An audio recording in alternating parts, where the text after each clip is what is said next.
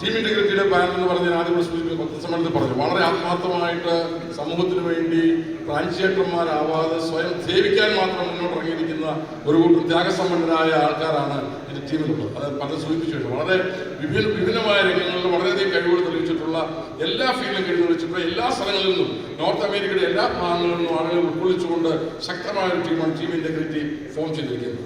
ഈ team integrity ഉദ്ദേശിച്ച് ഞാൻ പറഞ്ഞ നമ്മൾ അധികാരത്തിന് വേണ്ടിയുള്ളൊരു നെട്ടോട്ടമല്ല. കാരണം 1983 ഫൊക്കാന തുടങ്ങിയ കാലം മുതൽ ഇന്ന് വരെയും ഫൊക്കാനെ അനുസൃതമായിട്ട് വളർന്ന് പന്തലിച്ച് കേരളത്തിലെയും ഇന്ത്യയിലെ ഞാൻ പറയുന്നത് മുഴുവൻ സ്ഥലത്തില്ല, പക്ഷെ കേരളത്തിലെ എല്ലാ കുട്ടികളുടെയും കുഞ്ഞുങ്ങളുടെയും രാഷ്ട്രീയക്കാരുടെയും ചുണ്ടിൽ നിൽക്കുന്ന ഒരു പേരാണ് ഫൊക്കാന. ഫൊക്കാനയ്ക്കുള്ളൊരു പര്യായമില്ല. കാരണം നമുക്കറിയാം, ഒരു സമയത്ത് ഇവിടുത്തെ നാട്ടിലെ ഒരു എക്സാമിന് വരെ ഫൊക്കാനയുടെ ഫുൾ ഫോം വരെ ചോദിച്ചു. അത്രമാത്രം ഫേമസ് ആയിരുന്നു ഫൊക്കാന ഫേമസ് ആവാൻ വേറെ കാര്യമുണ്ട്. ഈ ഫൊക്കാനയുടെ ജനനം എന്ന് പറയുന്നത് 1983 KR നാരായണന് നമ്മുടെ വാഷിംഗ്ടണിൽ ഇന്ത്യയുടെ അംബാസഡർ ആയിരിക്കുന്ന സമയത്ത് മലയാളികൾ ചിന്തിച്ചതിൽ കിടക്കുന്നത് ശരിയല്ല എന്ന് കണ്ടുകൊണ്ട് അവരെ ഏകോപിപ്പിക്കുന്നതിന് വേണ്ടി അവിടെ അദ്ദേഹത്തോടൊപ്പം തന്നെ ഡോക്ടർ അനിരുദ്ധൻ കാട്ടിൽ മരിച്ചുപോയി. അങ്ങനെ കുറെ ആളുകൾ ചേർന്നുകൊണ്ട് ഈ സംഘടന 1983 തുടങ്ങിയത് അന്ന് ആരും ഉദ്ദേശിച്ചിട്ടില്ല ഈ സംഘടന ഇത്രമാത്രം വളർന്ന് പന്തലിക്കുന്നുണ്ട്. നമുക്കറിയാം 2006 വരെയും ഈ സംഘടനയ്ക്ക് ഇലക്ഷൻ എന്ന് പറഞ്ഞത് ഇതുപോലെ ഇത്രയും പേര് പോലും ഇല്ല. കൺവെൻഷൻ ഒരു 50 പേര് കാണും, കുറിക്കൂടും, ചാക്കോച്ചി പ്രസിഡന്റ്, അറിയാമെന്ന് സെക്രട്ടറി, ഇത്രേ ഉള്ളായിരുന്നു. പക്ഷേ 2006 ശേഷമാണ് നമ്മുടെ ഫൊക്കാനിൽ ഒരു ഇലക്ഷന്റെ ഒരു യൂത്തിൽ ഇത് ഇത്ര ശക്തമായിട്ട് വരുന്നത്. കാരണം മറ്റൊന്നുമല്ല, തുടങ്ങിയ കാലങ്ങളിൽ 5-10 അസോസിയേഷൻസ് മാത്രമേ ഉണ്ടായിരുന്നുള്ളൂ. ആ സംഘടനയുടെ സ്ഥാനത്ത് ഇന്ന് 100 പല സംഘടനകളുമായിട്ട് ഫൊക്കാന മുന്നേറുകയാണ്. അതാണ് കാരണം. അപ്പൊ ആളുകൾ കൂടുന്തോറും മത്സരം കൂടും. മത്സരം എന്ന് പറയുന്നത് ശക്തി, നല്ല ആരോഗ്യപരമായ മത്സരം എപ്പോഴും നല്ലത് തന്നെയാണ്. അപ്പോൾ അതുകൊണ്ട് ഈ കൺവെൻഷന്റെ സമയത്ത് ഇങ്ങനെ പല കാര്യങ്ങൾ നടക്കുന്നുണ്ട്. കഴിഞ്ഞ 2006 ഞാൻ പറഞ്ഞു, 2006 ശേഷം 2018 മാധവൻ നായർ പ്രസിഡന്റാക്കിയ സമയത്താണ് ഈ സംഘടനയുടെ രണ്ടാമത്തെ സീരീസ് ഓഫ് കേസ്. 2006 കേസ് നടന്നു. 2006 കേസ് നടന്നതാണ് നമ്മുടെ ഒർലാൻഡോയിൽ വെച്ച് നടക്കുന്ന കൺവെൻഷനിൽ ഇലക്ഷനകത്ത് ഫ്രോഡ് നടന്നു. ഒരു കൂട്ടം ഇലക്ഷൻ കമ്മീഷൻ 3 പേരായിരുന്നു. ആ 3 പേരിൽ ഒരാൾ പറയുന്നു നീ ജയിച്ചു, മറ്റു 2 പേര് പറഞ്ഞില്ല ജയിച്ചിട്ടില്ല, വോട്ട് കിട്ടിയിട്ടില്ല. അതായത് സമാധാനം. കൂടുതൽ ചരിത്രം കൂടെ ഞാൻ പോകുന്നില്ല. അങ്ങനെ പോകുന്ന ആ ഒർലാൻഡോ കൺവെൻഷൻ അതിന്റെ സത്യം തെളിയിക്കുന്നതിന് വേണ്ടി അത് നമ്മുടെ വാഷിംഗ്ടൺ കോർട്ടിൽ കേസ് നടത്തി അവസാനം ഈ ഫൊക്കാന എന്ന് പറഞ്ഞ് നമ്മൾ ആ കേസ് ജയിച്ചു. ആ കേസ് ജയിച്ച് തോറ്റവരെ ഫോമ എന്ന് പറഞ്ഞ സംഘടന ഉണ്ടാക്കി അവർ വേറെ പോയി. അവരോട് നമുക്ക് യാതൊരു വിരോധമില്ല. ആ സമയമായിരുന്നത്. അങ്ങനെ ഫോമ കൊണ്ടു.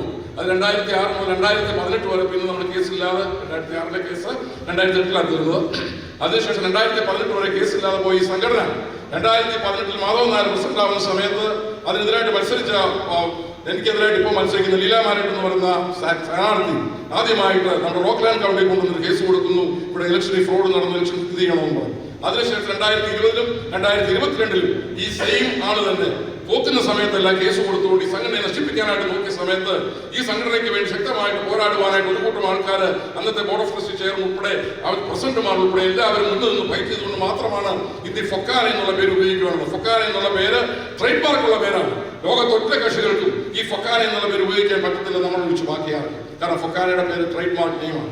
അങ്ങനെ ഫൊക്കാനയിൽ നിലനിർത്തുന്നതിന് വേണ്ടി അതിന് കൂടെ നിന്നുകൊണ്ട് ഈ കേസിനെ ശക്തമായിട്ട് നേരിട്ടുകൊണ്ട് നമ്മുടെ സന്തോഷം സൂചിപ്പിച്ച പോലെ അതിനെ ഫൈറ്റ് ചെയ്തുകൊണ്ട് 7 കേസുകൾ നമ്മൾ ജയിച്ച് ഫൊക്കാന വിദേശത്തിലെത്താണ്ട് മുന്നോട്ട് പോകുന്ന അവസരത്തിലാണ് കഴിഞ്ഞോളം നമുക്കറിയാം. ചില അന്വേഷണ പോകണക്കാരൻ 4-5 പേര് പോയിട്ട് ഞങ്ങൾ ഇന്റർനാഷണൽ അതൊക്കെ അത് കൂട്ടിപ്പറ്റിപ്പോയി.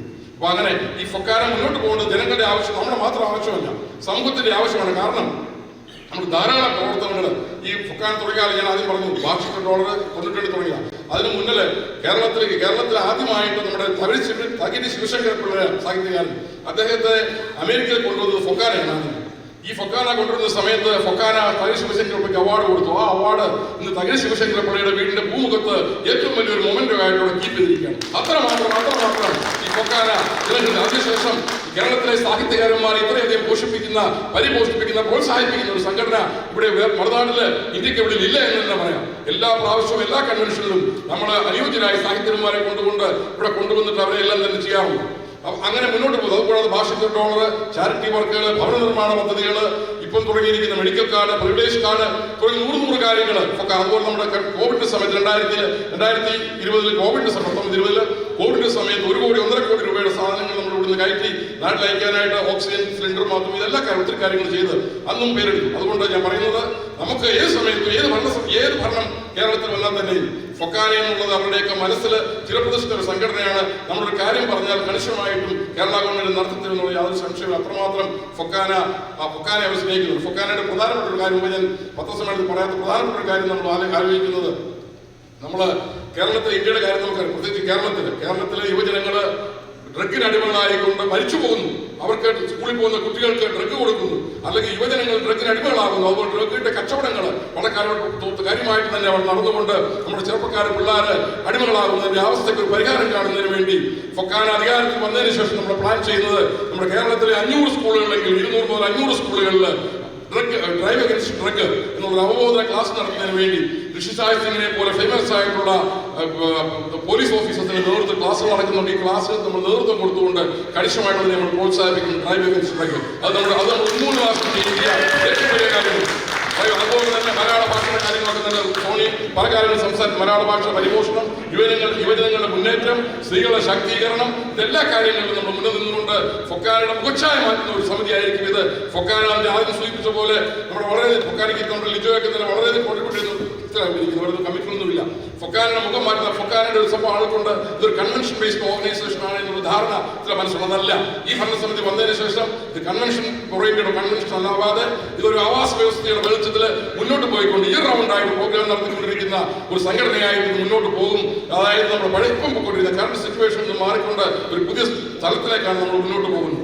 ആ മുന്നോട്ട് പോകുന്ന തലത്തിലേക്ക് നിങ്ങളെല്ലാവരുടെയും സഹകരണം ഉണ്ടെങ്കിൽ കണിശമായിട്ടും ഈ സംഘടന നമുക്ക് അമേരിക്കയിലെ ഏറ്റവും വലിയ സംഘടനയായിട്ട് തന്നെ എന്നും തന്നെ നിലനിർത്തുവാൻ നമുക്ക് സാധിക്കും.